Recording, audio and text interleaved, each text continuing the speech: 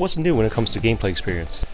I think a big mandate for us was to take the notion of mark and execute, moving cover to cover, 3D navigation, and make all of that happen while moving. So in other words, Sam should never have to stop in order to carry out an action. He should always be able to move fluidly through hand-to-hand takedowns, or move fluidly into climbing, or move fluidly into jumping. And so the idea was to really refine not only Sam's animations, but the controls and the way those controls feel to the player when they're moving Sam through the world. So I think a big refinement for us was in Sam and his movements and all of that. On top of that, we've added a number of new systems kind of at the mid-level that are designed to give the player a huge amount of control and a huge amount of choice over how the game plays out. That includes an economy system that allows them to sort of earn points in single player and co-op and in Spies vs. Mercs multiplayer, which they can then pay into the customization of their equipment. And then obviously we have this huge character customization system that allows players to tune even the most granular detail of how their weapons work, how their gadgets work, how the goggles work and the op suit in order to sort of match their particular style of play. So I think when you look at sort of smoothness and the fluidity of Sam as one aspect of it, and then the enhancement of player choice as the other, it's really about giving the player tools to make the game feel good regardless of their own style of play. What role has fan feedback played in this game?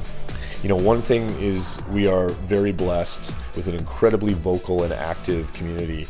On the Ubisoft forums, for example, we have probably a much smaller group of people participating than, say, Assassin's Creed, but they post much more.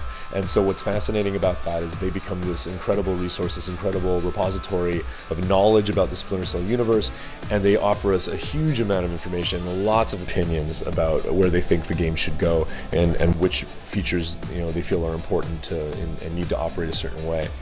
So when we were conducting research on the game, we poured through the forums postings extensively. We kind of got to see which threads were really providing good detailed information on features that players cared about. And honestly, it was incredibly important to us because, there are fans that have been playing this game longer than any of us have been making them. And I think it's important for us to respect the fact that they really care about and are very protective of that series. What role has new technology played in your ability to bring this creation to life? It's interesting for us, the issue of technology, because in many ways we're building Splinter Cell Blacklist on an evolution of and an extension of the original Splinter Cell engine. And it's a technology that has been continuously improved and continuously updated to the point where probably the vast majority of the code is totally new, but at the same time it's working with this kind of original kernel that in order to build on up to the point where we are now. One thing that's interesting about that too is that we are at the end of this generation in terms of platforms, in terms of consoles, and so we're kind of at the peak of our knowledge of how to use this technology with these platforms in order to deliver the best possible game.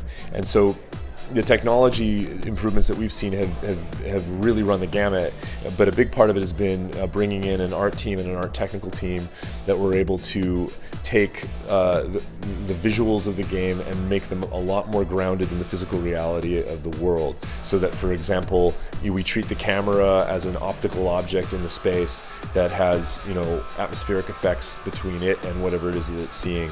Even the heads-up display in the UI can be displayed to the player with optical effects that make it look like it's being viewed through a lens. So a lot of the technical improvements have been designed to improve the presentation layer of the game and just the immersiveness of the environment.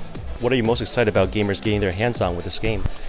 I think for me, it's when gamers realize just sheer scope of the content that we're providing them with, and the fact that through the sort of SMI, the Strategic Mission Interface, which is kind of our window into the game content, they are able to gain access very, very quickly to all of the single-player campaign, to all of the co-op content, and to all of the Spies vs. Mercs multiplayer without having to jump in and out of different menus, but that it's all there in front of them and ready for them to play. And furthermore, as their friends are playing, that their friends have a dynamic, rich presence inside that interface that they're able to jump in and join their friends when they want to.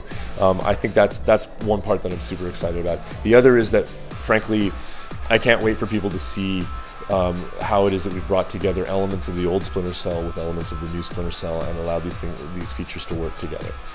What is the multiplayer experience like? In fact, we have an entire team that's focused just on the co-op and also on the Spies vs. Mercs multiplayer. They're going to be announcing a number of important announcements in the next several weeks. I would be remiss in stealing their thunder, but also I don't want to get the information wrong. But I think in the next few weeks we'll be hearing a lot more about it. What I can say is that obviously we're offering co-op. Fans of Convictions co-op will not be disappointed. And then we're bringing back our traditional Spies vs. Mercs multiplayer, which is the first-person Mercs versus third-person Spies. The model that I think players have been familiar with since almost the beginning of the series. What consoles would this be on? So we are shipping on Xbox 360, PlayStation 3, and on PC concurrently on August the 20th.